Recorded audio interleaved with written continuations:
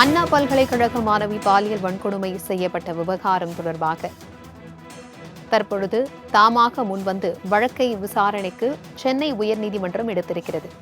இதுகுறித்தான கூடுதல் விவரங்களுடன் இணைகிறார் எம்முடைய செய்தியாளர் கிருஷ்ணமூர்த்தி. வணக்கம் கிருஷ்ணமூர்த்தி, இது குறித்தான முழு விவரங்கள்.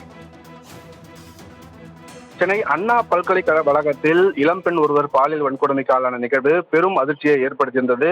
கடந்த டிசம்பர் 23ஆம் தேதியன்று நடைபெற்ற இந்த சம்பவத்தை தொடர்ந்து பாதிக்கப்பட்ட பெண் கோட்டூர்புரம் அனைத்து மகளிர் காவல் நிலையத்தில் புகார் அளித்திருந்தார். டிசம்பர் 25ஆம் தேதி இந்த வழக்கு தொடர்பாக ஞானசேகரன் என்ற நபர் கைது செய்யப்பட்டு அவர் மீது 4 பேர்களில் வழக்கு பதிவு செய்துள்ளது கோட்டூர்புரம் அனைத்து மகளிர் காவல் நிலையம். இந்த நிலையில் அதிமுகவின் பெண் வழக்கறிஞர் வரலட்சுமி என்பவர் எழுதிய கடிதத்தின் அடிப்படையில் சென்னை உயர்நீதிமன்ற நீதிபதிகள் எஸ்.எம். சுப்பிரமணியம் மற்றும் லட்சுமி நாராயணன் அடங்கிய அமர்வு தாமாக முன்வந்து இந்த வழக்கை விசாரணைக்காக எடுத்துக்கொண்டுள்ளது. இந்த வழக்கு தொடர்பாக உள்துறை செயலாளர், டிஜிபி, மாநகர காவல் ஆணையர், அண்ணா பல்கலைக்கழக துணைவேந்தர் மற்றும் பதிவாளர், கோட்டூர்புரம் அனைத்து மகளிர் காவல் நிலைய ஆய்வாளர் தரப்பில் இன்று பிற்பகல் 2:15 மணிக்கு விளக்கம் அளிக்க வேண்டும் என்று நீதிபதிகள் உத்தரவிட்டிருக்கிறார்கள். மேலும் காவல்துறை விசாரணையில் குறைபாடுகள் உள்ளதால் விசாரணையை சிபிஐக்கு மாற்ற வேண்டும் என்று அந்த கடிதத்தில் வழக்கறிஞர் வரலட்சுமி கடிதத்தில் குறிப்பிட்டிருக்கிறார்.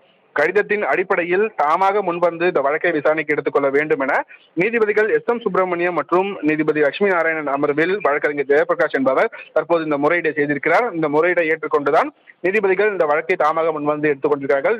இன்று பிற்பகல் 2:15 மணிக்கு இந்த வழக்கு விசாரணைக்காக எடுத்துக்கொள்ளப்படும். அப்போது உள்துறை செயலாளர், டிஜிபி, மாநகர காவல் ஆணையர், அண்ணா பல்கலைக்கழகத்தின் துணைவேந்தர் மற்றும் பதிவாளர், கோட்டூர்புரம் அனைத்து மகளிர் காவல் நிலைய ஆய்வாளர் தரப்பில் விளக்கம் அளிக்க வேண்டும் என்று நீதிபதி உத்தரவிட்டிருக்கிறார். பிரபாவதி,